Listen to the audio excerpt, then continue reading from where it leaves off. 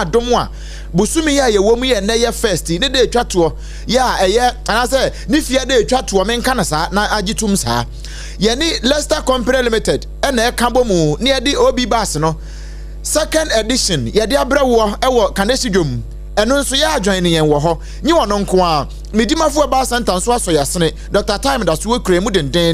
Electroland Ghana Limited enso kita ye mu den a enye asem kuma wapa home appliances papa electronics de no wode esom yen sanso ena Time herbal mixture ena Time HH mixture enso eka ye ho a wo mo so boye chidom Promasidol e de Onga Mama's helping hand e de e boye chidom multiple quest enso kan ye ho bi ena fei Bell beverages wo mo da wuromenti ena enwumre yi yatena se e de hot bite kase no e brewo e twa ne ho e wo enkran ha Sompa 106.5 FM so no ebeti FM e wo Kumase eno ye Sompa ye headquarters eno ye Sompa 93 pankrabata hodo nyina so a Sompa 101.1 e wo Takwa Sompa 103.3 e wo Takrade Sompa 106.1 e wo Tachima ena Sompa 98.9 e wo Sunyane Sompa 90.7 won Kranza ena Sompa 101.3 enso e wo Doma Udru Kingdom anase mfifi mantere ne nkwado nyina no a eno ye Kingdom 106.1 FM ya ono so e bofam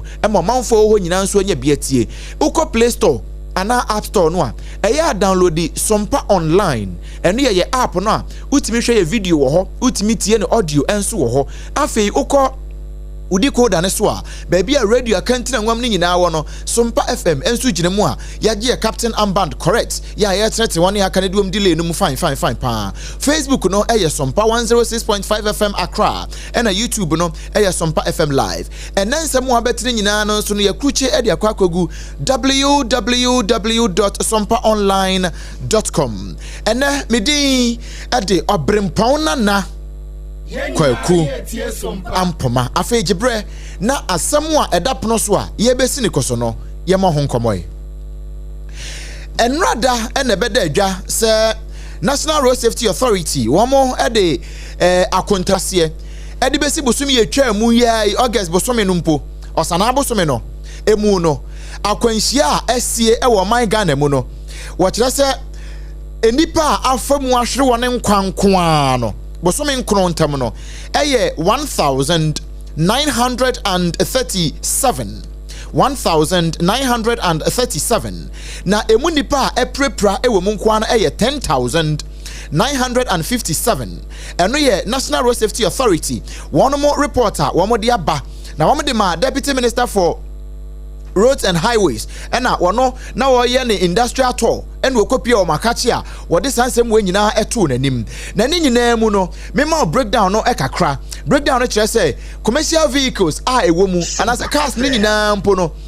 eye new cars dodo a eye involved e was a accident ni mu no eye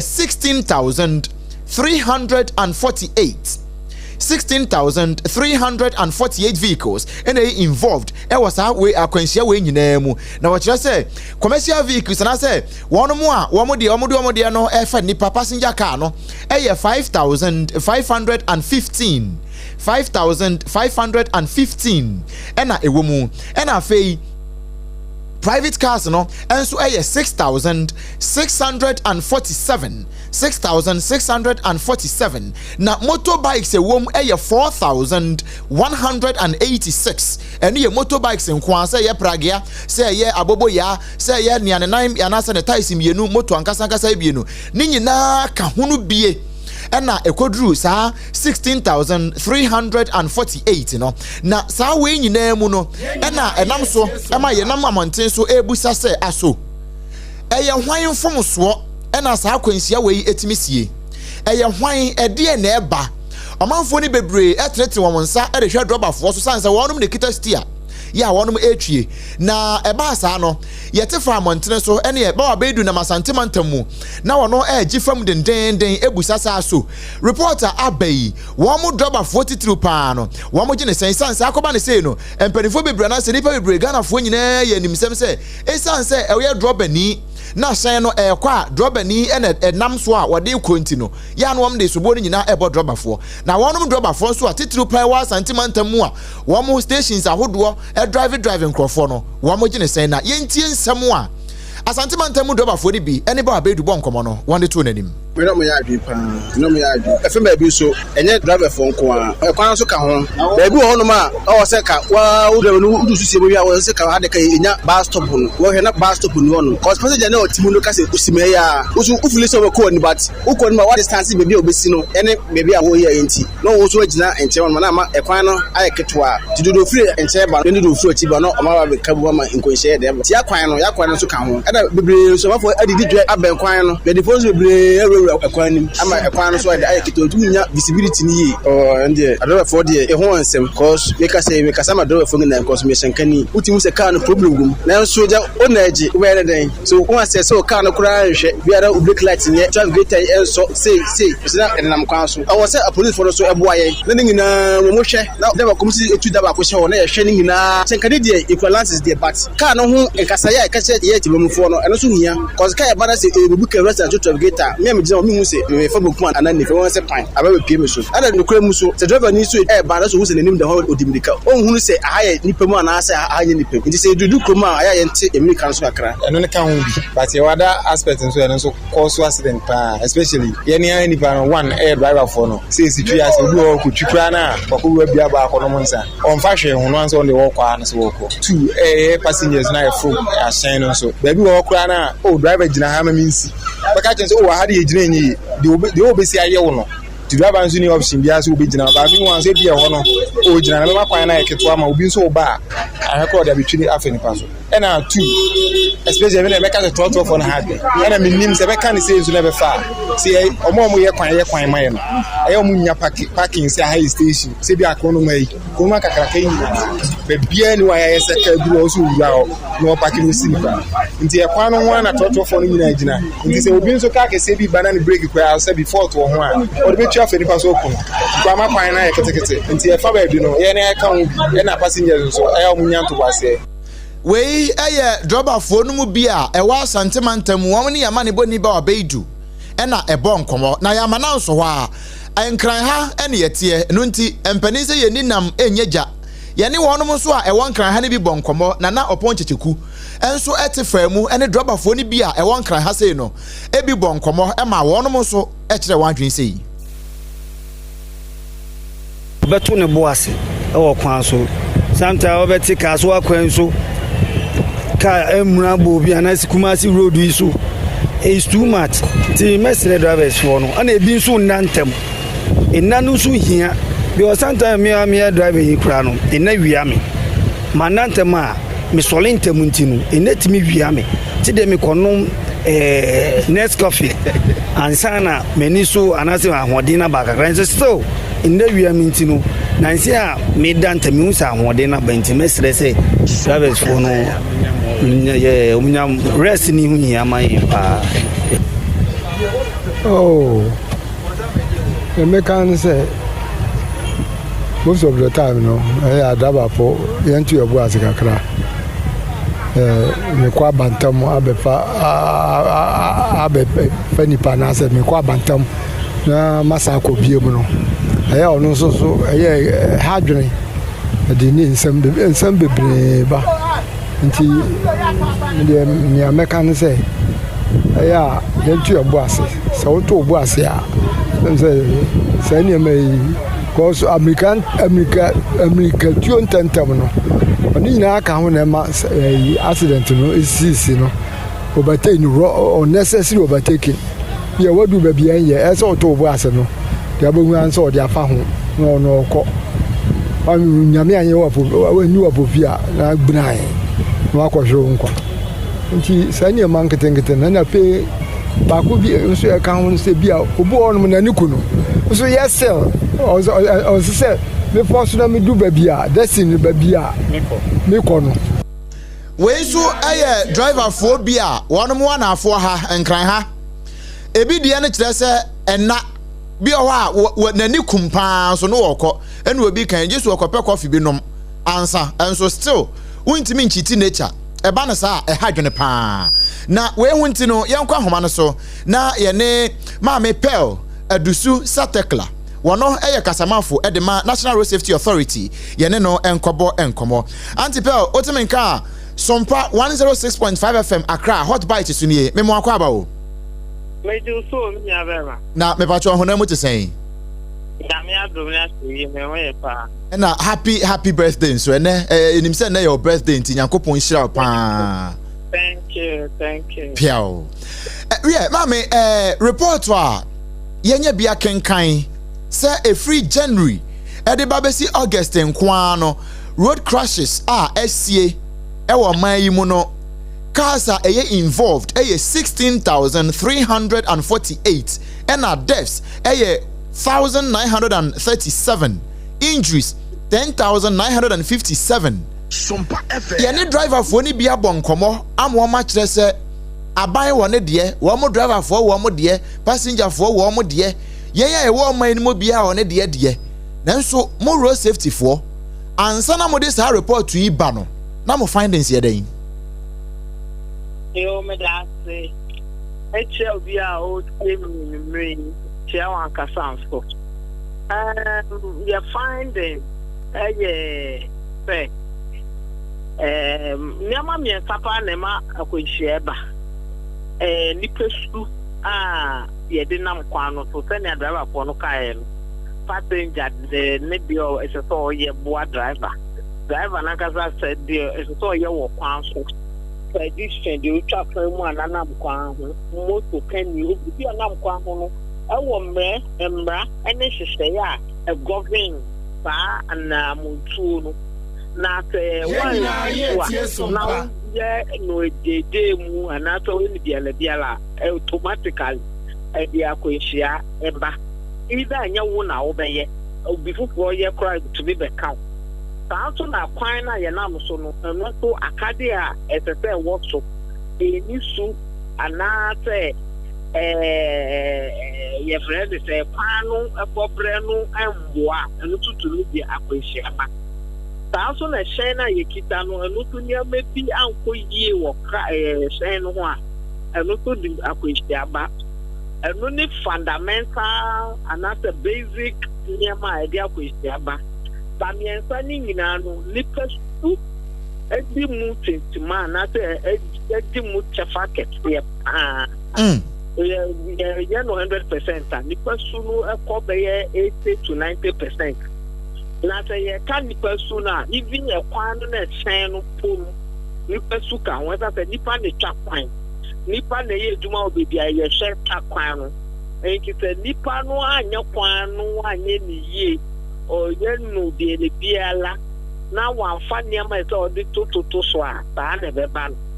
I say so 14 bi wo ho no to clippers a yenya ye wo institution ta e chese kwa so ba ju say wo ye law enforcer wo ye educator wo ye engineer wo ye emergency service say yanya ye juma pepepe na systems no jigu na to chese ye de be to place no jigu a ma kwa so for no discipline a course for no and ma kunchia a course for mame we a wabobo so nyina no minim say National Road Safety Authority mu propose an amendment of the road traffic regulation LI 2180 no say e dey important na wo ho a yenya amendment e what this particular LI ni ho yi amendment no o share send ye to vehicle so wo pa Mrano as a 3 year mu enforcement as I say ye no is the same manual enforcement na this year they be there stable as I said technological enforcement eba so na send your book to be almost kwehia di owo ba no ida ye owo furu ho na e betumi enforce ye to be enforce and na ndc aban abese ye legalizing and regulating into also as I say review there if you find libina an punishment that ye demand for fine to be for my say ye share ye pay them the parents ema for we ni kakra bi mu a wo na say ye na ye e bi so pa te say towing service provision to say moto asama making fines any the kika ho nyina ya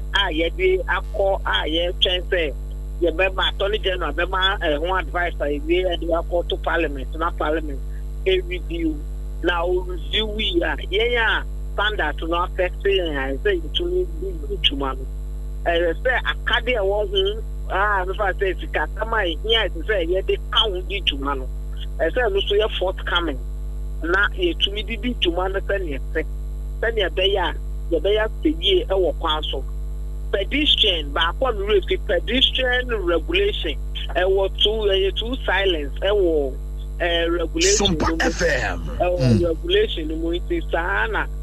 ɛsɛ sɛ yɛhyɛ no so mu kena na yɛn a yɛnam kwan so yɛafa mu deɛ sɛnea ɛbɛyɛ a kwan no so ɛbɛdwo ama yɛn Mame empani se mfanto ho ntina deduani ye na ne wura anho ye hwe same time last year o compare figures na afie we de ne outrageous one afejemu last year ye hwe no ye probably be indicating that so there to say cars do draw akonhia total akonhia e hwe pe wu ni pe nipa nam kwa ho aka abo ma net year no nyina pejana so last year na bi pejana so na bi wo so a bi wo so last 2022 21 and 23 mo bi pejana so na bi wo for 2022 21 Friday nyina akofom that because after no na ye pay a life campaign no bom pa police force good demand boa enforcement go and nyina nyina akofom last 2 years last year a big from me but we the month to month e be an from down e be an from down every month a cost to indicators meaning as strong echo e to share na the pay we are a move by 20% a outrage o share a shadow one a shadow no to 11% up 5% 10%. And nipa price to be 10% in actually and between lockdown so 8%. O shakwa voter region take the one question page out so Ashanti nipa wu ho first any situation no ya share who the man na buy and no ama antini anse say now akwehia na dane health problem ekunkun ni person yalewa bi ni mu a emboa Mame the okasa no say last year in fact 2021 2022 ede bani nyina no na stay alive campaign no gusu gina mu pa de na akoba say akofom ama omanfo ni wura afi na ye koye nimu no unsusu se nka yen sign go back to the stay alive campaign no na yen hyemu kena more ewo ho and pa road safety education the any campaign na eko and to say that stay alive campaign we be hyemu kena and after the campaign for na be bana campaign no we plan say ya education ye bigo ye nam station ni baby aye bo de ru na ye nam radio TV almost kwa into me nkokeke if I tell you my agreement na bi ka crowd more at airtime cost airtime cost now de ru no na mo ma de ru no ko etire it is a ye de bi ka kra mama instead of weekly one na by weekly one na mo ye no a better any program bia it is a morning show evening drive na sa na man on and comfortable and comfortable na kayo mo tell me o be di ebu pa no ye campaign na na the conference part so be enforcement by restricting a kwan for pen o be yo niama bi le biala until no sa campaigns no ye matwa we don't say na media out to ye they long time no ye matwa we don't say na media out to ye they long time no mo ye police ye NGOs ye bani amani nyina eboa ema akwehia no na bo nti se ape ku proper na ye de be akwehia no na bo nti se after who for Pani, the back, a bad boy, papa. I said, and she move my own speeding, and I have to stay in our parliament. To make creative content for my speeding. And then my friend say, great fee, the responsibility. But the can be the mechanical used to buy it more than 250,000 years ago. But still, no part of the money she didn't say. Nipa soon necessary. And she will take the preaching and a campaign. And they say all the time, we are controlling the most. Now, yeah, outreaches, media engagement. Sompa FM. Yeah, Bob Wyatt. And no, Ebema, the Akaka. Unfortunately, no to say, Piano. I say you pay them work for technology level. A manual, we are finding. Okay. What can you say no dear? Yeah, the back home hansa because and come away a young comma I also the bia na yedi. Na ufiti preoccupant so policy I see moja na eba ntinu. Ya be na nkakra na ya hwe say e be sink it down to the people. Na enya nsunsuan so papa. Nti anwumre yi ya be da ase so ajebre na oni abon komo. Mo ba cho me da se ye ti driver for nya hwe yi pa mo no mkita ye nkwa. Man ka say systems na nyi nti wo so de opedia na wo be. Wo ya hwe yi na wanya reckless. A Boapa akuchiano so nda. Yeah, that's say. Abusia nipa ene ne bon komo yi Madam Pearl Adusu Satekla. Wono ekasa edema National Road Safety Authority ena yene no abon komo nti afutu a wode ama yen asenkafo ene obi bia so onam kwan ho ahweyie anasa hodaso ene bema ya no ada ho so. Ne sa ho nti no ye kan nyina no ye kan no egu driver fo kom. Driver 43 and asemi nyina no abegu wonkom eno nti ye boye homoden a se yen sabeka driver fo kuo ni bie na ene wo abon komo ne abusa sa so wono mo nso report to abai wo mo gine sen afutuo ya abai wo mo gine sen titiri pa ne driver union so no ai wo Ghana ha na mom hye na nso ma me say Leicester Company Limited our dey ya toothpaste and the brush abano ewiase amansan nyina gi atom say ya no apebi na no ne papa no a ebetimi aboa wo na bibia aye fine ye kwa homa no so na ene area Samuel Amoa wono deputy PRO edema GPRT ye ne no enkobo brasa me majo meji usho baba na ohonam te say Nyame adum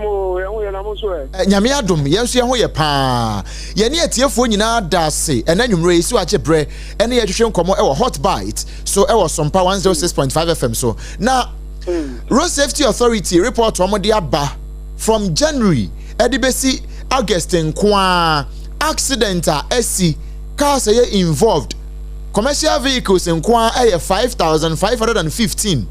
cars involved in nyina no 16,348 private cars 6,647 and a moto 4,186 nipa afam ahwere wo monkwa 1,937 and na omo eprepra 10,957 brasa me money be ne hade aye driver for papa me da se bani chia o ne wati ko nyimbe ni sem se ya ne yati se ya na yeyam hihihien na kosia ya na eba yetimu ne se education ahodo a ye pre-departure checks ahodo a ye na ye ni adawa fo nso kasa de urubo eni omo kasa se de be ombe ya hweye ni nyina achi na say it me record the number of accidents here ya na ya we be na ni nyina mu no ya ni kan tira adawa fo ni nyina bebia ne se ye ko driver ni papa ene ni awatini akwa ba asundie mu ewum se yakwantempo ni bebre na anye papa de nanso osi udi kwana enye papa nachi na wonso anya ahwe a at the end of the day ne za wan hwere nkwa na wa mo bi so busuani bi breadwinner bi so ahwere ne nkwa ye nyina ye tie Sompa timem foye bibi ana passenger foye bibi na momo no akoba ne se eya akwanhia esi na misusu se ebia ahweye bi a driver bi anye entire kofa we mu nyina edeba eba ne say ya sane Ghana passenger fo no ye nim bia ne sese na mebusa driver fo bo ne ben ya ye mu yi obi anim se eye mo driver fo na mo de ye kɔ enti mo na akwanhia ne nyina no ye de ho ntansa e de bomo mo nso mo obi a mo kyekere bo na oh well you see utu akura fo no na utu momone nso fo ye ntimi nkase ye de so bo ne bebo obi se ekoba ne saa driver ni dey a professional driver unya tina wo share na chi no ese wo show bibia se pepepe unam kwan no so a achechire kwan ya de unam so no wa bomodi ase obi so ihihye wo kwan no so nyina na sometimes no ya na ebi awo ya hwe yie no obi foforo so akwa ade abeka o bi kanka ya kwan Sompa FM akwan so contribute kan say akwanhia edeba ya kwantempo so so and a fatigue driving. And so one of the things I know so a cause accident papa ye the driver ni kutaka na wabre nanso ohye ne ho ate mabre kura na mi tisi anachi na me ye adwuma enti no ye nkase ye de sobo ne bebo obi ye de sobo ne bebo ye ho a ni ya hwe yie ehunu se da bia ne ma ekono da fa che nipa dodo a no se ti de be tuja so ma fa ma hwere o mun kwan Kasa dodo a enya involve e was accident yi nyina yo how kese do man so intimidate I blame game ni dem susu say is about time I be ye free akwan mu we driver ni minim se kwan ni nya na so atobo ya hwe do timi akọ e de abasu ngem ye nyina ye tie Sompa e bon so e de aka ho e de be nyankopon so e de abo aye ni akwaba abredia Yene driver fo ni bi abon komo amoma kire se ebi ho a kwan na nkasa mu no parking center bi ani ho anase bus stop bi ani ho eno ye one ene na anu so mo ye sem batim ho agu monte so se adwadifo age mo kwan aboso yi eno nso ka ho bi on so kwan na ye kyekirebo aye nkete eno ka ho fatigue driving a wo kan ye driver fo na bi gitum se jiso obi kura akwape coffee eno mo ansa no anim se wa bre enso still na okọ sa factors we nyina se wo kambo mu na wo kyekire dia bre GPRTU fo a mo ba gine sen well the ebe so mu nyina ne se ye wa adwuma katie pa asese ampa se de odi kankan se de adwadifo bi age kwan na boso me de kika ka ho there are bus stops being so as say wo any ade na sa fatigue driving here kai ampa enhihye ewo ya shenka djuma no se o ya shenka ni a ukuta o shen na e tell drive e kodu be 4 hours a utiminya emre be 30 minutes now they rest you hold in so instead of driving more than 8 hours enhihye wo ampa da wa phone bi wo a wa brekura no da so ekuta shen no de ye adwuma na ya ne kese no so no ebra union so no yenya akonya ene ya shenka po kasa organizing kind of saying workshops, sensitization, eco station by station, go to for pre-departure checks. No, now Shankafoni being so any name of the station, dear Umukina. The Kobana say, I know Monsono or Mafutuna Kaka in Kakra. You need the other Kenyan and say, Caneno, Yana, Odama Quantimpo, Udo Bebriswa, Oko Kakra, no I to police check. No more check you over speeding in the ethical account. Sani amani nyina no afiri kwan so kakra isususu se eno so beka ho enti se driver ni si kwan so obi an check the miracle 20 na kwa na oko enti no ye afamudie no ye no na aban so ye na afamudie o si fon so ye o ma afamudie ye nyina ka bo ma hese akwanhia bebrebe eso betimate e dia maye okay Rasa me ni wu wie kra na ba ko bi a no de ase ya na nkomo no ate afa nchen kakra eye miribi me ni udi sa nkomo ewu akire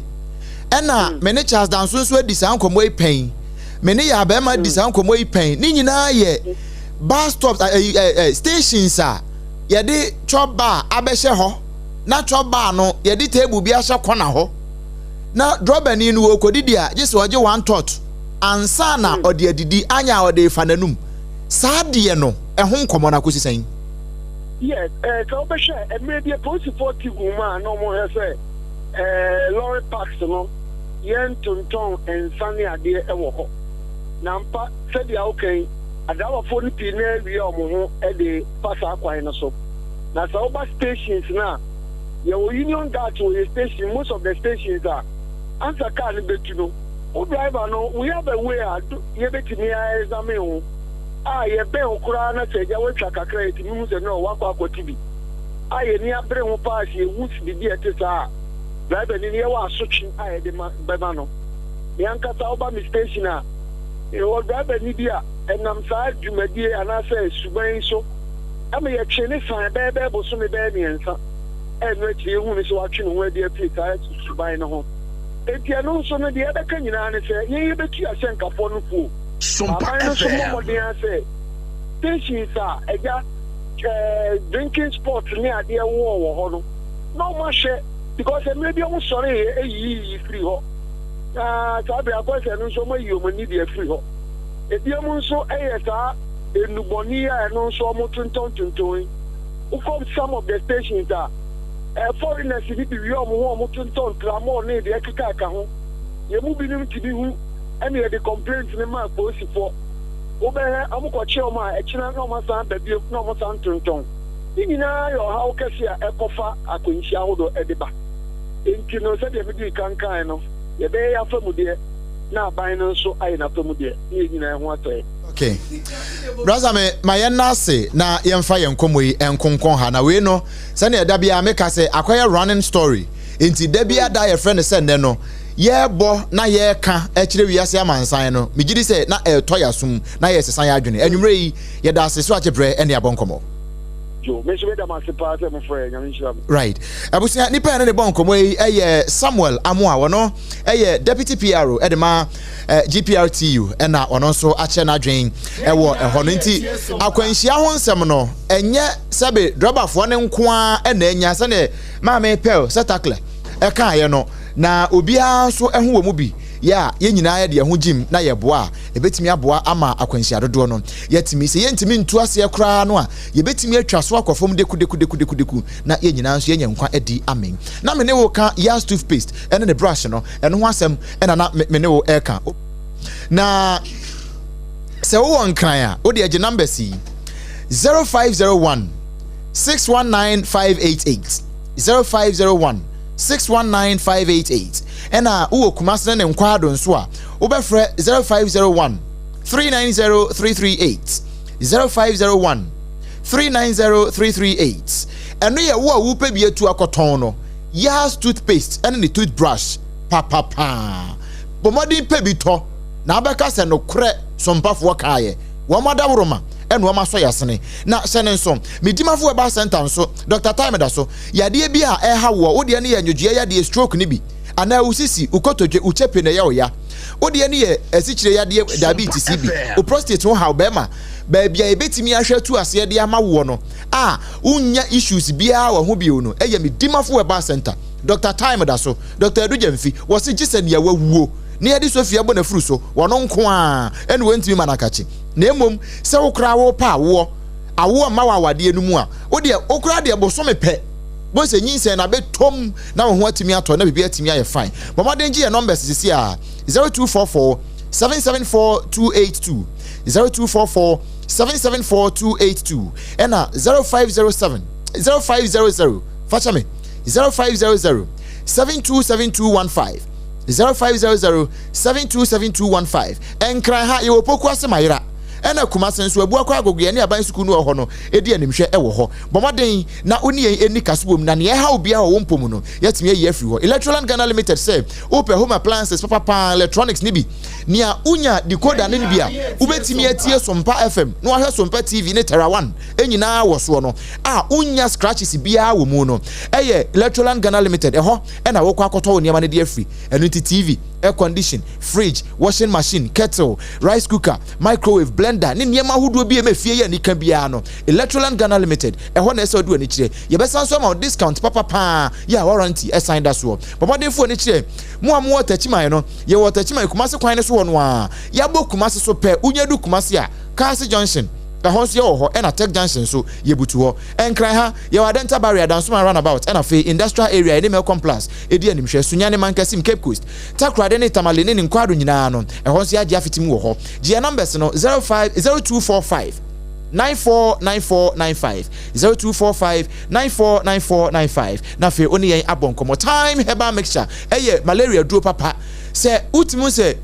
nipadua ne nkoyie enyina nan so yie na wo padu papa anom na atimi aboa mo asimi asipi asita eye time herbal mixture bobodi pebito afei se waposo na ye wo ya time herbal mixture en na betimi adi aboa se u general well being ni ehun hia wo de a bobodi pe time herbal mixture si table ne so twana no pa wi anwumre wo de enom ne saa uni problem o ho atɔ kama na wo call baby o jonso nso a wote ya ho ewakire o jonso a emma o bre kra nsa na aba empam nsum eniema nkoyie ba wahemfie ho no niema bia begugu ho a wonhyɛ dan hu na kiri kwan wohia time HH mixture ene ne capsules time HH mixture ene ne capsules no ene ne papa eye KNG heba dawroma ene wadi abadwama nso o se bibi kire wadwen a odi age number si na frɛ 0244 417669 0244 417669 enya mo penfo ba ho makoda nufo na koda wonya mfinhye dumienu enya na enso ewo pharmacy ene heba shops ahodo nyina mu ewo man Ghana mu bobodi pebito na emo awpa wono mandawro mane nyumaku ahodo bebre ene kan ho manwumre ye somwo ye dane ye ho sima ye ba hot bite kase ne nto aso ye de ma wo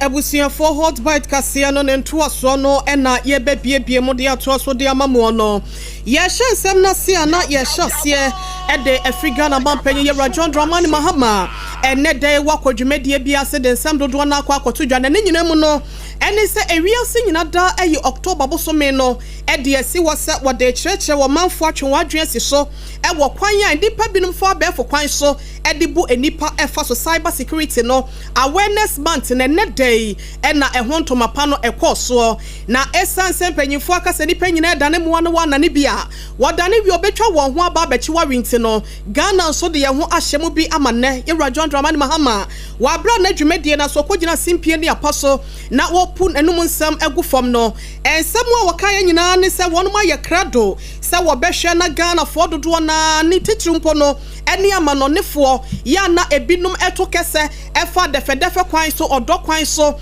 ene nada kwan so ebu wonu mfaso no wo ba behwe amamra no wayire mo yire kete na wose wo bia wonim no obebo ne ho mpem ama wafasa kwan we se so abambo adwumako no ensa beso ne pechi de enye obi de kumantwi bosi akọ ene pe na wie wo nti wode ne ti akọje akyerema wosa kasa ye ede fa social media nsama wodo a ye de kwatoto ho ekasa fa ho a eno so ade ntitemo eba o micro yon.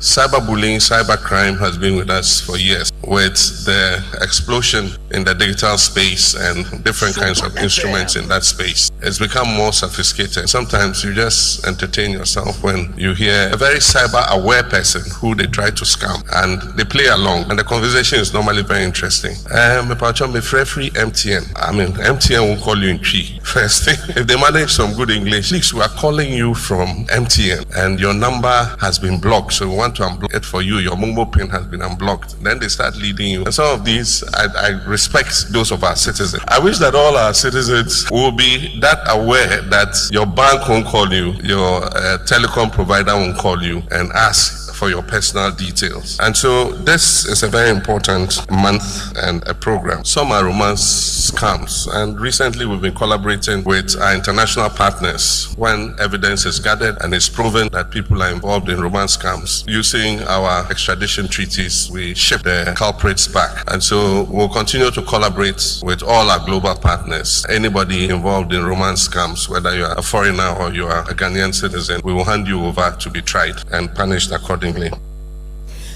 Ewusiafo ni ye twegu ye Ghana mampanyi Rajon Dramani Mahama na no disem no wopem konanim ekire se wohwa ese ne nananom asia kato wo no ansa na bontenso ni ebehu epona na se empo atwa no na eyemani na akire no wase ekoso nyina no eto da bi nso so a wona wo ye adwuma na se wodi won dwuma ewo sikakra bia adwumadi ahodo mu no eya wonom so wo chefa ewo kro no ba abefo kwan so enipa bi efa so ebo nipa no. There are also inside jobs. I mean, some people are employed within financial institutions and they manage because they are in there to be able to take advantage of the system. And so the Bank of Ghana and the cybersecurity agencies have arrested a few such, and punishment is normally very swift, and the people are sanctioned for what they do. But there are also other forms like hate speech to create division amongst people. People intentionally post messages that will pit one ethnic group against the other. That is also becoming very commonplace, and it's something that our cybersecurity authority and allied agencies must cut.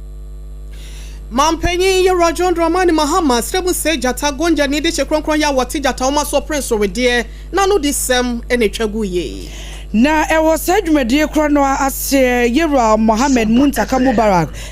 Minister of Interior ono so edde nemu nyam ekopie dwumedie kro no ase e no de to dwa se aposifo bambo dwumayefo ye wo maimo ebe ye dwumaden pa ene ne wo hodomu ani afra o sister ni o na wo so age so London ene de atwum kro ene se wo behu na abrofo ya wo mo afro video kwada no da na meka mo asem na wo mo ne wo kasa ye so ro ho na mehwe mamisika sa de no ena Yera Mohammed Muntaka Mubarak de atodwa se bambo dwumayefo ye wo omaimo e de chiche ye begu akwempa free afia ekono en ye unia ya obetena ba fu de video so na wa frɛ sister ni Orlando ni ade no embra wo ho wo mo chewa embra ne wo ebedi se de se na fata. As we officially open the 2025 Cybersecurity Awareness Month, an annual observance that reflects our national commitment to build a safe, secured, and resilient digital Ghana. This gathering is not merely ceremonial, but a strategic moment for reflection, renewal, and a resolve to continue embracing digital transformation as we confront an untamable reality. The digital space, while full of promise, it is increasingly fraught with peril. In today's world, digital space has become central to our economy, governance, education, commerce, and even our daily social interaction. Alongside this opportunity, however, comes real and persistent cyber threats, online fraud, identity theft, child online exploitation, and cyber-enabled financial crimes. These threats undermine trust in our digital economy and compromise the safety of our citizens. Distinguished ladies and gentlemen, the government of Ghana remains steadfast in addressing these challenges, and at the heart of this national effort is the Ghana Police Service, which continues to play a pivotal role in protecting our cyberspace. Ora Mohammed Mubarak Muntaka wano Minister of Interior. Na we ye pe akwaya cyber security in community no na onimnyamfo a wono na hwe nkitaode ensam so e wo man Ghana mu Samuel na te George ni go pram rahye bejani na wono so adwumade na asimi no so de kakra to so kire se no kre aban ye e ba be Trafutuo bi ato a friend say cyber security fund na etimi aboa pa ama enema nyina etimi akoye na fei yetimi de akosa ekon no ewo saa ekwan ampani afa so ehwe se beye na abefo ntentan fidie so na manfo ebu amanfo afa so na manfo ya manfo ebu kata no yetimi atuni nyina ase Samuel na te George say eno de tudwa. The National Cybersecurity Awareness Month has evolved over the years into more than just a campaign. It has become a national initiative to make our digital space secure, trustworthy, and resilient for all Ghanaians. Ladies and gentlemen, the theme for this year, Building a Safe, Informed, and Accountable Digital Space, speaks to our shared responsibilities as citizens, institutions, and government in upholding online safety. In today's digital landscape, cyberspace is no longer an abstract word. It has become an extension of our homes, businesses, and governance systems. Data Portal's Digital Report 2025 states that as of February 2025, Ghana Ghana had approximately 24.3 million internet users, representing an internet penetration rate of 70%. During this period, social media adoption has also surged, with 7.95 million active identities, representing 22.9% of our population, placing Ghana 15th globally in terms of social media presence. As we embark on this digitalization journey, cyber threats are inevitable, as you just saw in the skit. Thus, the nation as a whole must pay critical attention to cybersecurity related matters. Abusia we aye Samuel na te George onimnyamfo no na ne waka ye ne ye sene na wo ya akontabuo no ewo okwan ayefa so eyisu abefu internet no ewo man mu ne sene ya hoɔden akwakodru na afei enipa bi nso afa so na mo beso mo de ye oman ne bukata ewo saa kwan ne so na afei yentie nsɛm no sene oka no sɛ oman ne ba betwa foto bi de ato hɔ de aboa amasa ntokwa yi yetimi akono. Due to the evolving nature of cybersecurity and the need to stay ahead of threats, the Cybersecurity Act 2020, Act 1038, is currently under review by the Ministry to ensure that our laws remain robust, responsive, forward-looking, and capable of addressing emerging threats. Your Excellency, CSA, in the last 9 months of your administration, has collaborated in an unprecedented manner with the Criminal Investigation Department of the Ghana Police Service to combat cybercrime syndicates. This has led to the arrest and detention of several suspects numbering in the hundreds this year alone. To ensure swift prosecution, we're working closely with the Office of the Attorney General and the Ministry of Justice to establish a specialized court to handle cybercrime issues. We express our gratitude to the Director General CID for the enhanced collaboration we have enjoyed with her outfit. Onimnyamfo Samuel na te George na yetene nkano. Na ebusia na nsanyada ene yura Sam George ode ensem betu dwa echwese multi choice for wone wonsem ho nkaye ya na eno akwakwaya se bibie wo ho no ni nyina dable wayi pomakwemo amaye kasa di atadwefo wa Ghana for de hye no binom ya wo yizi DSTV no wo mo atede ne ni nyina ne se enkonsa no wotwe ni nyina no abawie ye na bawie ye no so no multi choice for ya Ghana for DSTV ono ena ede ema ye ne packages ahodo ne channels ahodo ya no de maye no wonom ede ebi akeka ho na ni se ni nyina no ene eboa ya wo to no eno na wo to no nemo channels ni bi ena wonom ede akoka ho ntine bi wo ho DSTV Premium anasa Compact Plus anasa Compact anasa Family na wo de wo bia no na wonom ahuriwo ede wakọ animu na no ene obeka se san hyehyeye we se no eya de ya febo enya de a ebe se temporary anasa bi a ye kwakwan kakra bi ni akwakọ jesi wo se we se ne de kwawie saa ena etia ye de eduo mu na ene yenka bi hyem so mpaka sefo yete wo ena multi choice foi wonom de krata eba bonten ema yensa ka bi ni nyina da no ene sense mo ye Sam George communication minister beka ni nyina no na eye no kure na mom asem ba akoya wo kan ye twetwe wonom aso ya enya san hyehye no ne wo koye no ene se ne packages ahodo no ene update anase upgrade ahodo a wo de wo mo afemu no eye ade a ekwa afebo wo se nya san netie na wonom ehwe ebia enu bronya no na wonom asa aye review bi na wonom nim se bi ombegina ho anase bi mpo a se ne kane na ne mesetie no saa ena ebesi akonte no one day wo ka che Ghana fo nyina se ne abentene yente de na emom ebre bi eba enche won besa ayensesemu ntene se ba na mahye ne so ede ama won wey eye multi choice Africa Ghana hasenum wona a woma ye DSTV no ena wode enkrata ba ya ebusia yanso yaje ayebo ekire ebinom ede amamoyi na ewo asemo a yera Sam George ekoka ye enam so amadom kuma ye wo Ghana ye mra hye bedwefi a wodemo eda communication committee no ano woma ba bonten ede atodwa se asemo a yera Sam George ekoka ye ene chese wetwa Ghana fo ntropa ase na no eye mienu okasei ade achi no akoka sei ase won hyede nyina ba bi faako entudom kuma no ba bonten ede atodwa se ewo se yera Sam George eba bonten no obechechemu ne enti a okoka se DSTV womo a wo use DSTV no se wo use kwa permanent womo mbra bonten embechechemu ne enti a obeka se permanent a multi choice for so aba bonten abonte say there be enye no kure enye permanent we no ayemrikume bi afie ye besimu no wo mo asanso ye review wo mo se yewura Sam George mbra abonte embe chechire mu na wo mo de niam mienu pe na wo mo hia e de free Sam George wo de di kai kura aye ne okokan ye ese eye permanent no de to su bienu ene se ye se yewura Sam George ko giska bi e de free DSTV 4 eno no eye 10,000 Ghana cedis dom kuma no se yewura Sam George mbra abonte emeche ne enti okogi sika no na sika na woje ye do kra do e de ene wode ye wo mo bu akonta mfa kire Ghana fo na yente ye ho asem we aye nkrata efri dom kuma no ya wo mo ewo Ghana emnu ache ebedwefio panyi wodo ene da wo mo anuom eye yewura Matthew Nyindom wodo ene di wo mo nimu a wo mo tro sankrata yi ede ba ya enwumre yi yeso yakenka bi ede amamo na ye to ansam ne so ede ani akyeremu ewo ensanfufom na yekopiemu ewo yeji ene yabo no na po yamantamu eho na yegina na papa yi ye fra no Hans Osei dodo na anim se fra ne Mula Mula namwe nyanoa Mula namwe wase waya dokutani a waya adwuma saa 11 years se wanteda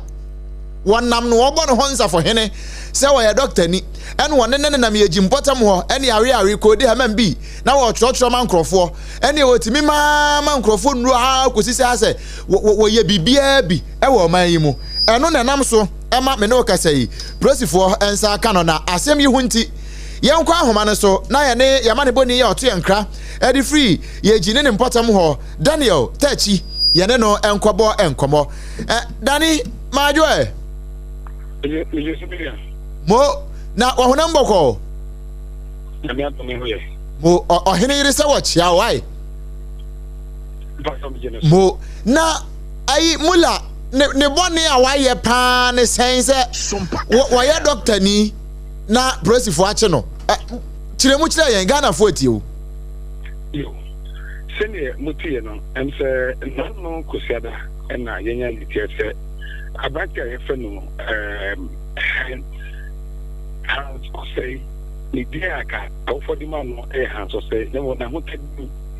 esa se na obobo oyo bia Premier League kwa wabobida na dia na amafodi ni dodo no na emula obodi no na itie saka chese na kosiada na police for fa no na le wura mu bisa police for se ni bonia wa ni sen ni omuka chere ni se oyobi a omunim se doctor ni mbom obida wakoji a wotimu naka yen so ye tenant no wodi hono da ni hospital wo sa amafo ya de egwom na omuche so mo hwe mo ye no chese impa hospital beds di be miensa esi dan mo ho na ohwe indaka hodo so esi dan mo ho a ojo se ebi mo ho a wodi nsu asisi omuso a roba na esi na se no esa nyina no pakini nyina ya go ho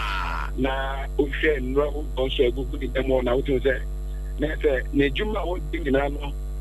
na oye no se doctor ni to pepe ebra na woni abodi kata ni echese otini eye juma bi etisa eno enam so a police chese amaya yo ni emrawo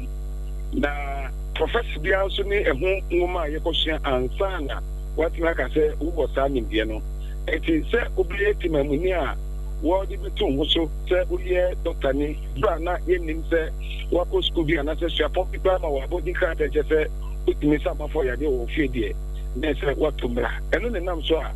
a doctor for etimi eso ni peti a eni amunu ka sei esan se omususu se ne boni ewedie no dia eno enini susunti no omo eye report edi ba abuno East Regional Police Command no omo chese nipa otaye di ha ye edi omata mo dia ko bi mo techimaya sebinu ka sei techimaya asasem no a omo guso omo ye muhwemiti ubisa ya ni asinu yo ye beda se pa ne amane bokro gen ya hodi asomye na ye na free hodi ne kwata chima yi de akire din fa nan epempem wo mo nti wo mo ye kohu na watam na hodi asomye why mo abusia nipa ne bo nkomo e Daniel Tachi wo no eto ye nkra edi free agi ene ne mpatam ho e wo bono East mantam no emu na wode ho nso de ede abesomye no na abusia putupru ni ayansa kasesi ai edi free asante mantam mu ne se etiefo beka ya efiri na no kwasiada no ena ya bɔ mo kaseɛ sɛ abrante kwa bi a akwadaa kora bɛsɛ 7 years a wo di agorɔ bra na nsuo tɔ na ne mpaboa susuan de ne mpaboa ekɔ no yɛ so akɔfa ne mpaboa na esusuan fa ano ɛde ne kɔ yɛ kora na ne kɔ sɛ ɔwa benum no efiri na no kwasi ada no a enura no ɔmse nura yɛ dabɔne nti nura no yɛ nkɔ nsuo ne ho wɔn ya enwumre ya ne ayate ne sɛ wɔn akɔhu no na yegusu toato anhoma no na ye ne yama ne boni ba obeidu abɔ nkɔmɔ ne abusa ne sɛ wɔn hu no ne tibia mu ɛte sɛn yegusu ɛbɔ nhoma no akɔ na yenya aba wɔ idie yɛnto asɛm ne so yɛnsaka no a yɛde ne aka bɛto aso ama wo ebusia yɛ to aso dia ne yɛ kɔ asoɛ yɛ omo ɛhwɛ ɛma ne mɛma yɛ die ho nsɛm ɛne nkwadaa die mu afɛ asetena mu bambɔ ho nsɛm nyina so da wɔn ma bɛ mu na panyipa yɛ wɔn no etua no sɛ mansoafo no ɛyɛ Dr. Agnes na momolate wɔn so de nsɛm ato dwa ɛnɛ dɛ wɔ abra Ghana man panya bɛ die kyerɛ Professor J Nana Opoku Agyeman wɔde dwumadie ɛnsrahwɛ ɛto ano ɛwɔ asoɛ yɛ hɔ na nkɔmɔtwetwe yɛ wɔn ɛbɔ bi no ɛna ɛkɔpie dwa sɛ man panya bɛ die kyerɛ ɛbisa no na wɔtwe yɛ hyɛseɛ empawa ahodoɔ bi a ɛgye mfrɛ dɛ ɛwɔ social media yi so ne nyina da ɛyɛ KUST SHS yɛ no ɛwɔ hɔ Assistant Headmaster Academics yɛ wɔ no ɛde Charles Akwasi Edu yɛ Ray watwe ababa wa bɔbɔ nse bi a wɔ no ɛyɛ suani ɛwɔ sukuu mu hɔ ɛde na bata ne nkyɛn mu yɛ akyɛ sɛ wɔn miamia ne mpokua ne ade a ɛho mpawa no bɛtɔ abɔnten no wɔbisa ho nsɛm ɛma Dr. Agnes ɛde nsɛm na no yie ɛma ɛyɛ mampanya bɛde akyire ɛkyerɛ sɛ wɔnom ɛnte na akora sɛ bɛyɛ nkwadaa ho bambɔ ho nsɛm no ɛbɛsi pi tente no saa panyin Charles Edu yɛ a okodi saa bɔmɔfo sɛm wese no ɛyɛ adeɛ GS foɔ apam no yɛ a wɔte fie sɛsɛ nanso no ɛnyɛ no ano no wɔnom hwɛ no mo ne bambɔ adwumakuo prosifoɔ to kɛsɛ na wɔnom ɛtumi akɔ akɔkye na mmara no sɛneɛ sɛfata no wɔatumi ɛde ayantam no reports on gender-based violence and then also child abuse. And because of the position of the ministry, we are able to collaborate with the police anytime such issues come up. Of recent is the report, Your Excellency, of the 13-year-old girl with the assistant headmaster. So even though GS through the school dismissed or suspended the head, we are collaborating with the police to effect the arrest of the man, the head, the perpetrator. So these are some of the things, the challenges. I see you are excited about that.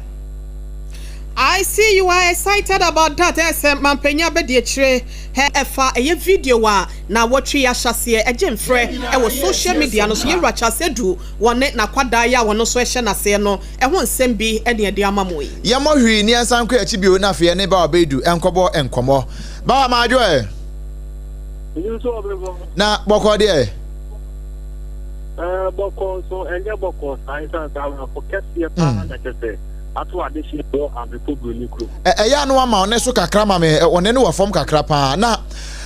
yaya tie ne sɛ wo mu ahu akodaa no Kwame sɛ ne din ne yɛ Kwame wɔn saa bɛbɛ na tie wo mu hu no sign na tie boye mu taw ebre ne nti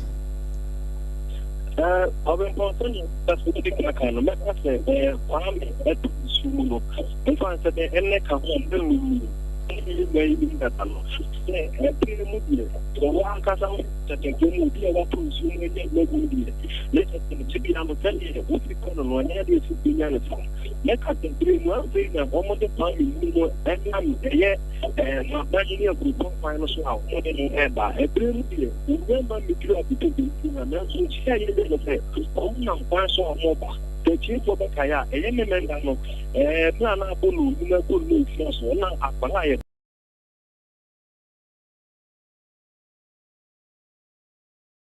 Kwame, only now women how they get issue and Sompa FM. A channel in the last minute so yet they all chest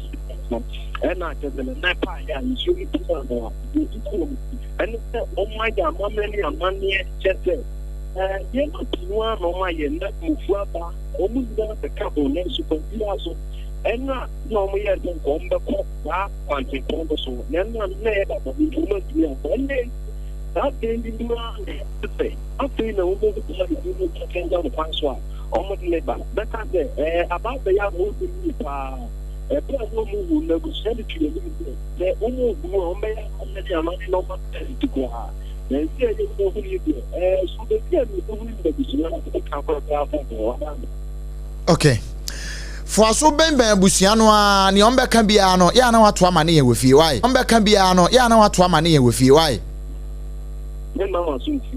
ya da se bebre busia ba wa beidu amane boni oto ye nkra e de free asante mantem mu wono nso ne odi free abrepo broni krum e de besom yen e free na no kwase da ne besi ne afi na brante e fra na asane akoda ye fra no se kwame no woni ehunu na nso mu hunu a wato ayanom e wonse do Yetoke sebono eso na ene asemba kwa eje no homeda e wa be fontintem fidie no so na Ghana phone bi every secretary apia eye assistant headmaster wo KNUST SHS ya wone ono akasa kwada wo kire nade ene office romance enya asem ketoa eno na da Ghana phone no ende ye kasa na wo bra asem ye beto odwa no me mrahye bedwani yo no ene wo twufo eti mukwa mensini ebo eba aboti de beto adada na we no mpo no enye ade yese eye yenwanwa na wo bro kasa asem ne Ghana fortry anu si ne so esa denti na wo so wo babon te be kasa asem yi twese ne kakra de o kan ye ne nua na o kan no mom no wo sre Ghana force enye so wo tai senior house master no ananse assistant headmaster na chi na mom no na wo kan e de aso asem bi so e na Ghana for atwese no yenkoti ensem a wo de tudwa. Portions of the statement I made during the discussion was taken out of context and was placed, and it was all over the place, which of course was suggesting that I sided with the head tutor in the relationship he had with the student. Ladies and gentlemen, I would want to plead with all of you and to all Ghanaians who may be watching me now, that if that video played brought any discomfort to anybody, I apologize for that, comment. However, I never meant to side with the two. Honorable David Theophilus Dominic Von D wano mrahye bedwani yo wo twufo etimukwa abato mpesuaso ne ene ekotie no ye to ansem ne so de ani akire mu ewo amramdwuma emfa mra kwan ho emo enkomo emu mekire galamsey eno ena nam so ema afisem so afo onimnyamfo Muntaka Mubarak Mohammed triple MI wode atodwa ene wo kire sei sa ekon ewo mu se Ghana yenko a ene enya yekon de ne nso wototo edesre ewiase amansan nyina se obia fa ne hunyim bi na womoa emasa ekon yentimi enko wode nsem nyina tudwa ewo ebra na wase dwumade bi Australian High Commission ye wo my Ghana mu ha se womo eye dwumade kase bi ewo Campiski Hotel ewo Nkranheya ya na wato din se West Africa Mining and Security Conference ena oswafo okobie na nkasa yemu no ena wode tudwa na wo chese no kure saade ya ekoso wo my Ghana mu no ha dwene pa anhwe yi a obeka se Ghana fo nko na enye o masem nanso empani se aboa no watu nia so a ka chense won so de yeso enkasa so de ne so sanso afi ne so a wode ba so ene na ye Ghana nanso wo mo ho nyina no obi a wo Ghana ha anye bia obi bedidi obi be no nsuo sanso yi obi abetimi anya bi. According to the Ghana's Money Laundering and Terrorism Financing Risk Assessment for Environment and Natural Resource Crime, 64% of illicit and organized crime proceeds that pose a global security concern are linked to the environmental and natural resource crime, which includes illegal mining. These crimes undermine governance, promote corruption, threaten national stability, regional peace and development, and irreversible climate change, cripple legitimate markets, and facilitate the laundering of criminal proceeds. Ladies and gentlemen, the government under the leadership of His Excellency John Dramani Mahama has empowered state institutions, including the security agencies, to drastically crack down on illegal mining as part of our comprehensive strategy. Ghana's mining sector is governed by various laws and regulations designed to ensure responsible and sustainable mining practices. These laws establish the legal framework for the exploitation, and management of Ghana's mineral resources, as well as ensuring mining activities comply with environmental regulations and standards to mitigate their impact on the environment. Onimnyamfo Muntaka Mubarak Mohammed triple MI ɛna yɛte ne nka no na galamse hu nsensem ya yade abusua ya kasai economics ba ko pe ya wono wuyi economics for yo mo my Ghana mu ase no mu a wuntimi enyi no entwenya no yade a wosa edi ne dwuma e University of Ghana mu yera professor Godfred Bopin wono so de nsem otudwa kyerese yera John Robert Mahama ne NDC amanyoko no wono mo de ne hwamo papa esansa wo hwebra na wono ebo nto aba ban no mu no a wo kyerese yera no ya na wakasa etofo mo ane se woba emfa woni de sasabro de be yabre wakotodwe de awobre mo enso atotoi no wo behwe wadinsi akantam se galamse no wo behwe no watimi atuase na so wo kyerese ne edi asem ene wo ba akonwa so wo ye wo kyerese nsem wo mu keka kura pa etwa na wo twa ne nso no no ene sa ana Ghana fo be se million no ennan en efri mu ekoton enya sika ye de boy ho bla wo kyerese sansem wo ya NDC mpanyimfo ne bi ekeka no ebu na bamyenko na professor ne nsem odi tudwa no yentie se ne wo si edi tudwa fae. I take a different view to the fact that we should continue on this path simply because some 4 million people are engaged in that sector. We are getting foreign exchange. It's cheap. For me, this is not the kind of leadership we voted for. I'll give you a couple of reasons, and I'll also ask Ghanaians to forgive me. Look at it this way. If you look at mining and you look at the various sectors of the economy and their contribution to revenue generation, mining and quarrying is not delivering its full potential to our revenue envelope. If you put all the sectors of the economy together and look at sectorial analysis and their contribution to revenue generation, you will come to oil and gas lately, right? That is contributing around 22.3% or so to the total revenue, oil and gas. Then you will come to mining and quarrying, okay, which is delivering close to 12%.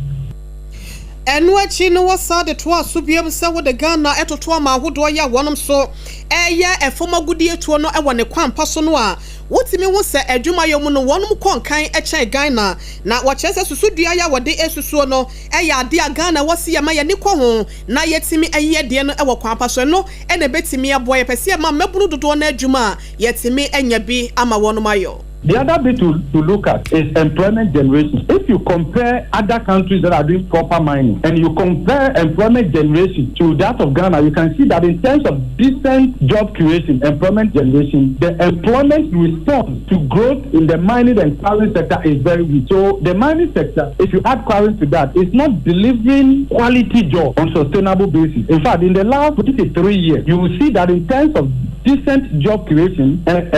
mining and quarrying hasn't really added much to employment data in Ghana.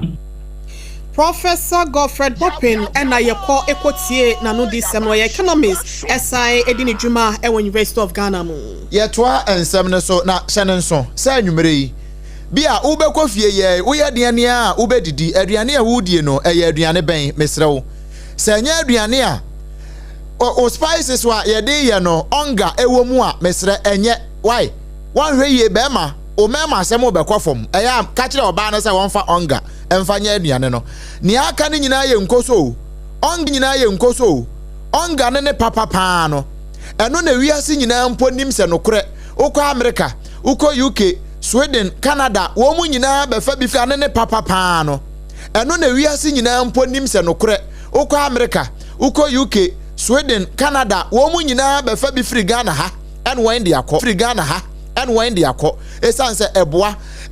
maduane ye de eno ne ena eboafo papa ewo jaade ye etimi boa pa ma mema no esa ye san to ose ne ese bempreduasa ye hu obi a no sanse aduane ne koyie pa ne maduane akoyie no eye onga ne ye papa bomodin pebi na bibia enye fine enya na wodwam market ahodo ne nyina muduru hope osope onga sese wo soma akwada a osemeto onga esanse no obi anim wanyusu eno na akoyisu ba ko ne bia eye nkoso mepacho eye promasido Ghana wo mo adawroma eno wo mo de aba wo mo se wo mo mpese obi abenya yade enti no wo mo kamfo de ama wo se tumirika kwaji bi na emwa wo pa multiple quest and so eba no say Windows installation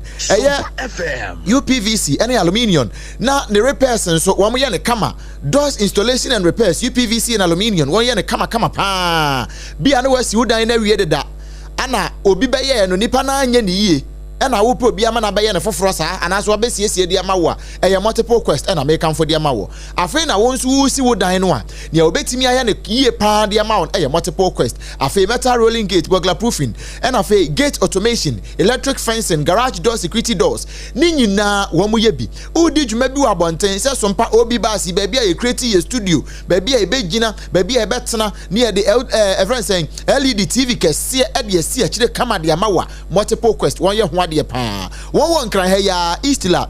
trade fair chi hɔ a ɛwɔ Chado wɔn numbers no yɛ simple 0544 066 666 0544 066 666 na afei oni wɔn abɔ nkɔmɔ afei na Bell Beverages wi ase nyinaa gye atum sɛ no korɛ Bell Beverages nneɛma papa no oesu obiara no mbie sanse sɛ oni Bell Beverages ɛto kɛsa oni yade ɛto nkwanta amapae say sa kidney nsɛm yi a ɛnam drinks so bɛyi Bell Beverages FDA for ahwema hu sɛ ɔmo beverages no ɔmo de ba ne nyinaa no ɛne kidney problem bi anim kraa ɛyɛ correct yɛ Bell Cola wɔ hɔ 7 star Bell Malt ɛna fei nia ye squeeze no a ɛwɔ ne grape orange pineapple ɛne ahodoɔ no nyinaa bi no ɛyɛ apɛ bi na ɛbɛboa wo paa dwumadie bi a wodi yɛ obehia drinks papa ɛwɔ aseɛ no ɛyɛ ano amana yɛ Bell Beverages yɛ die ne bi ensuo nso a ɛyɛ Bell Aqua ɛno ne nsu papa no bɔbɔde pɛ bi tɔ na bibia ɛnyɛ fine bia na wo pɛ bi etu atɔn ana wo pɛ nkyeremu bi 0544 335 800 0544 335 800 wɔmada woroma ɛna anwumre yi wɔma so yasene ɛme yɛde kaseɛ ɛbrɛ wo yɛda ne yɛ ho sima yɛba kaseɛ ne nto aso yɛde ma wo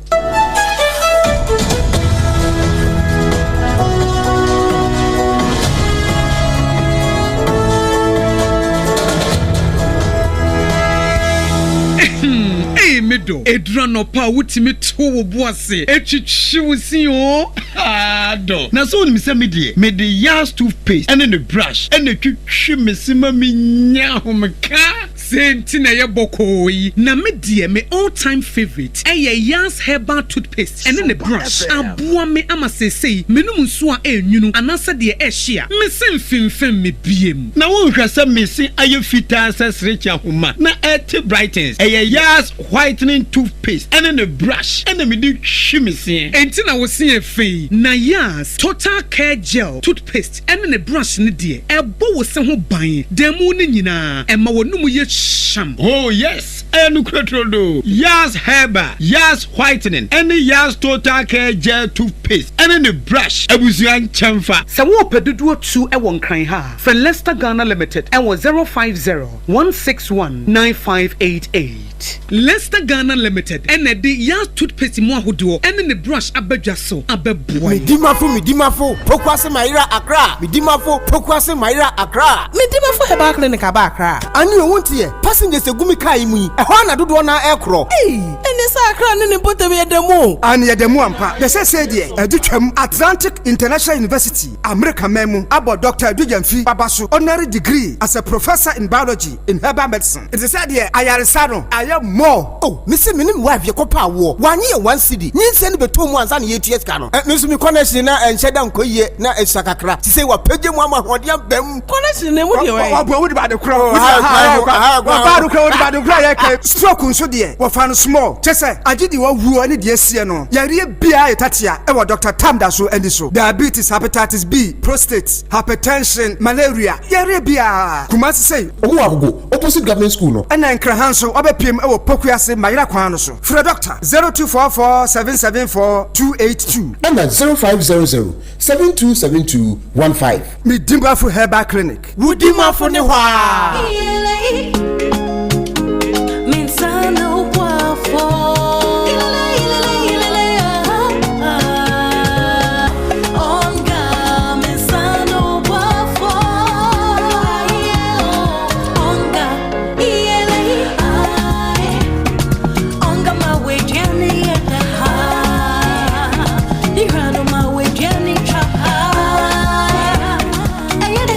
da obiari hia emotion kubia ebemani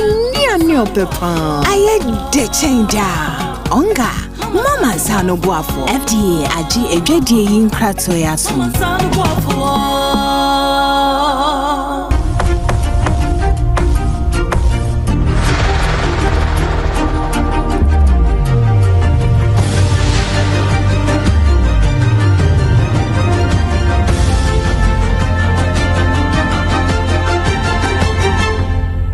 TV, Emma Akituapa.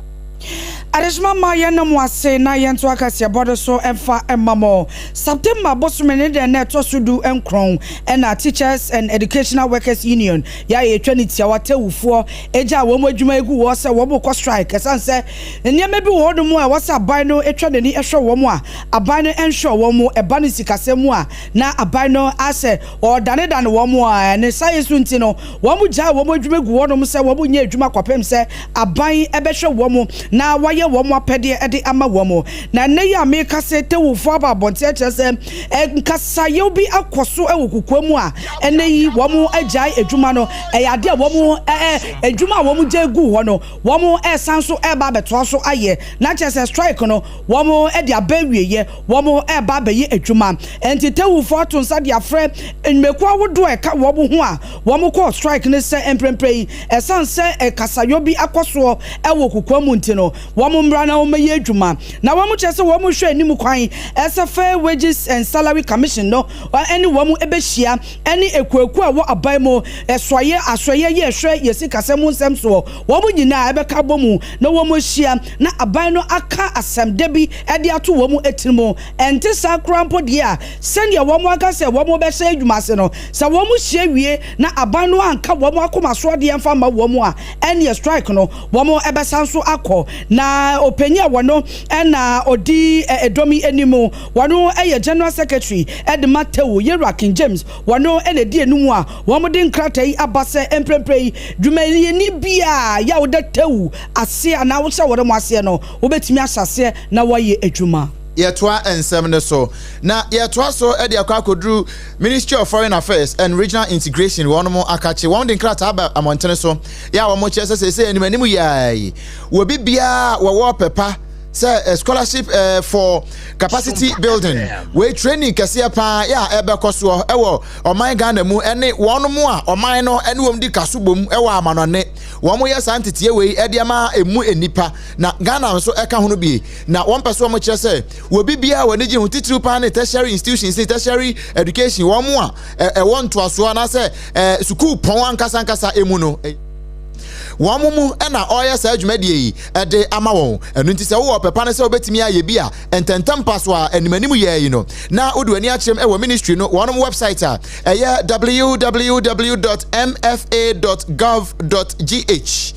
www.mfa.gov.gh ehonkoa ene baby a ubetimi enya forms no bi afele na wadi process no so kama pa na emom we nyina mu no se wobi won nchen na wabeka tio se oh fatu etaku anatu ya sempo anatu ya dama na memo a ewo saa kwan ne so na timi kwa me pacho saa de ne nyina na eye bosirimuka ya waji usika edie we eye nkrata free Ministry of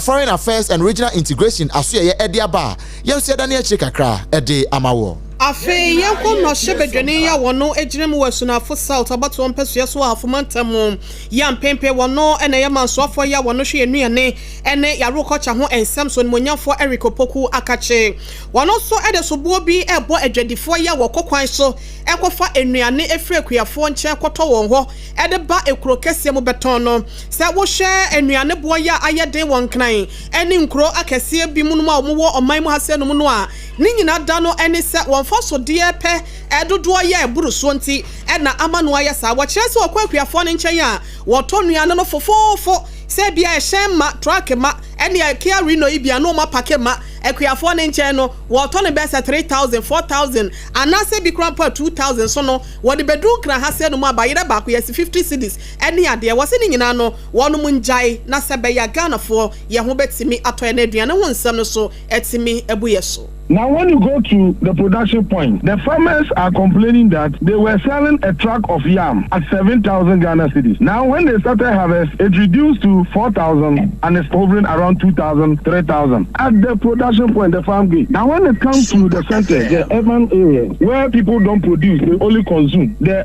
figures we are receiving is that the prices are coming down significantly. But there is one problem. Some of our people in the cities don't go to the Ghanaian market like Abobroshi and others. They shop from the malls. When you go to the mall, some of the food items you see there are imported, and the prices cannot be compared to the local food now because local sources are now cheaper than the imported sources. Wey eyi monyanfo Eric Opoku mansoafo ya wono ehwe enuane ene agriculture ho nsem so ena yete na no disemi na wasan akasa akyerese abasobode ene nsembo hia wo to de amama mpanyi Rajon Dramani Mahama wone na pamfo essence eniema hudo bi aye hyehyɛ ya wode baaye no ebi etise feed Ghana program no wɔkyerese aboa papa ama ene enuane abusunte no ene Ghana fo nyina ye konhira ye nhira mampanyi ene na dwempa ene hyehyɛ mapa wode aba adwaman so. In fact, it is not isolated. It is nationwide in all the production centers. That is what we are experiencing. As I speak with you, I'm returning from Bebiani to Kumasi, and it's the same situation. The rice farmers are complaining. They are produced in quantities beyond the market there, and they are not getting buy-in. In a Sunafo side, in my own constituency, the youth that participated in the Feed Ghana program came to me that they are harvesting the rice in quantities and they are looking for market. So it is not the case that we are recording isolated, situations. Ekwiafo no ebo sujete de gu aban no so se ene aduane no wo ma do no duduo mu efudie no ama aban so no wonya atofo no wase wese nyina no ya ama aduane ebuso no eye Feed Ghana program a mampanyi John Dramani Mahama ede baye we eye Minister for Food and Agriculture Yewra Eric Opoku ena waka sansem we say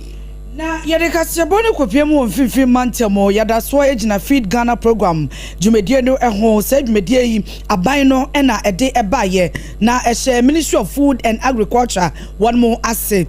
na enonam so ama womo edin sahwe akwa kopiemu mfimfim mantemo Potin TI Hamedia Senior High School ho ena womo kopia womo hwese school for womo suade ni nyina no e wo so womo hwe na womo yekua so de ka ho ene e ba ne aduane a womo boru a eye afuomu a na chese womo nya aduane na wono mu edi na enonam so ema Deputy National Coordinator edema Feed Ghana program Yewra Godwin Nesubonte woni central for edi nkomo na sei ena odi tudwa. Yes, rather, you or you know, you so ya, over your ninja down in Nara. Say, if the other way you would be an impon, every day, or the young fee to coffee. Now, I school, Jessica, someone to be a normal Montecata. It's your best rather. If the other one Cassa, it's the good beer, Madame Adrian Sakam, or the Brunada, and Brudu or the Ubia, ever fret I get from above one wine, to know you. It's only in China, if you are who dear Kujuma. Ma okodu ye ni ndura ho biara wode ye akwaduma ma ye ye so the best side one bring bi na yentum na yemfa ye ni na yemfa ye ho nhim ma yenjama onkwewe aso ye wa rehim de Adishma mani pokasa ye head teacher yo wo Potin Senior TI Hamedia Senior High School na owie ye no na Deputy National Coordinator edma Feed Ghana program no emom eye Godwin Esubonten echechromo kwan ya wono pese schools awodo ye wo memu no efa so de yekua Feed Ghana eye Ministry of Food and Agriculture ye kan kuya ye dia in fact ye dia sisi ya ede ni ma ye training say ye be say adwuma in schools ahoro omo so ya agrike kuya ya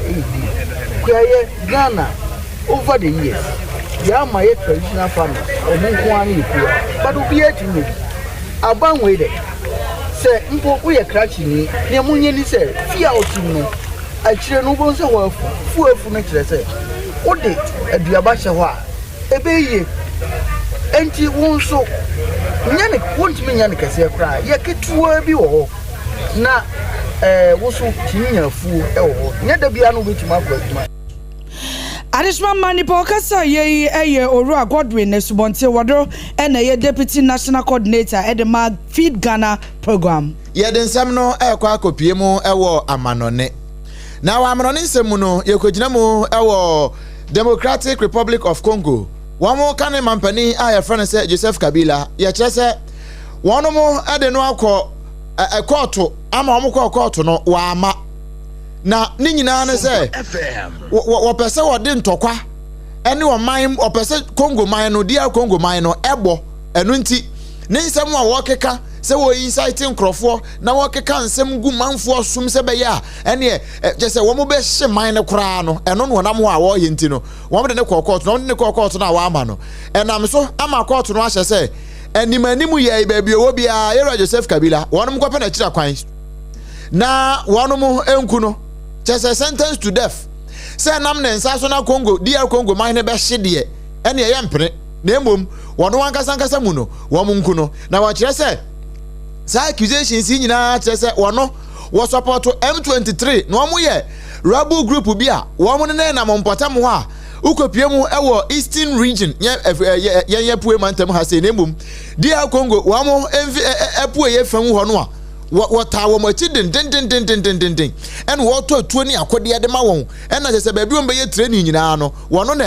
epe ba bi dia ma won enya sem kuma eno na wo bi kote ho e de kire ye ma me ne wo kasai president ya wote aba enwa so Felix Tshisekedi wono 2019 ya en wo baaye a wo beji tumi no e de free Yero Kabila nsem wono so transi din no ase he for the way so obetena opa ma sa de we se asidie wompene kura eno na nam so a wo de na ni si Kabila so ema 2023 no wo dwane free DR Congo manum e free ho wo ma bio e de besine eno na nam so a wo mo agdina asema kokoto a ni nyina wakwa ma ene se court na bua na se won hwe no na ba bi wo bia no won kobua ni kumfo na wonam sa aye so koba wa ma mebo DR Congo man no ebio Adishimama kwantintin biano yana ekobue ewo kotia hasenom ene brebema kwama hot bite kase ye fri no nupe mo bremo yede asomo no yede ni nyina esie ne mom ensem bia etoja ewo kase so no ene se mampanyi ye Rajon Dramani Mahama ene ama ahodo no atokese se obeko ede etia cyber crime ahodo yana ekoso no na Interior Ministry no so de atodwa se wo a wamudi edwa e wa be funtinten fidie so ene wo ho a sister ni Olandin fo no wo ma so be ye hyepa wo mo be ye dwuma de afa ho papa bi a oso ya doctor ni e wo yeji wa ye dwuma 11 years e woni nkrata prosifo nsa aka no gender ministry den so e de atodwa wa bra mampanya be de kire e professor Jena no opokwa agimai kwa won ho ensrahwe SK NUST Senior High School Assistant Headmaster Economics no anasa academics no ya dia womo eba betwe na so na emra no ba bi esefata se wode no ejina no watimi e de na ejina ho Canadian Congo mampani Yero Joseph Kabila mampani ahye se wakeka nsem a ebo man eno nti yenkoku ni bi no ofirimu fia wode ayusuan de weenum ene nsem ahodo bebre ya na ka ho ena Yas toothpaste ene the toothbrush e free Lexter Company Limited aso ye ba he no won be so ya sene sanso ena medimafo ba center Dr. Time da so wono so boye chidom kama pa Electroland Ghana Limited ede edemoni ma papa efisem de no won ni nyina ebe boye chidom Time heba mixture ne Time HH mixture ne capsules no enso boye chidom correct ema bibia ekonkan onga Mama is helping hand enso aboa yen amaduane no aye de multiple questions so ada romenti ono so tayechi na fe ye wi a anom de papa ye benom no every bell beverages wono akache wono so de bia besom yen na bibia atumi aye fine ensem ni twagu ye e won kran ha no ekoti framu e wo Sompa 93.1 e wo Kumase sanso na iko 100.9 eno so e wo Kumase Adamfopa radio e wo France wo mo hin kro Paris no mu afi Sompa 101.1 e wo Takwa 103.3 wo Takra de 106.1 ewo Techimai 98.9 ewo Sunyane 90.7 ewo Nkranza ena 101.3 enso ewo Doma Kingdom 106.1 ewo Mankasi Mudiko da so wote yenka eye Sompa FM ena Facebook no eye Sompa 106.5 FM Accra YouTube no eye Sompa FM live and smart ye nyina nduduo mu no ewo www.sompaonline.com so ubenya bi nduduo mu akenkan na bibia atumi akoyie pa ede amawo yanu mo ayeje bre ebe kenkan kasie ede ma wo no eye me Obrempong na Kwaku ampoma miniminiama Obaapa